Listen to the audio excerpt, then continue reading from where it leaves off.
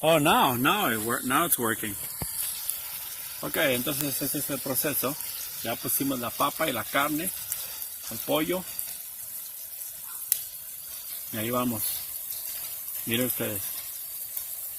Lo pueden ver con lujo de detalle ahora. Lo último que se ponen los vegetales porque esos son más suaves. The other one's never been out here, like with us.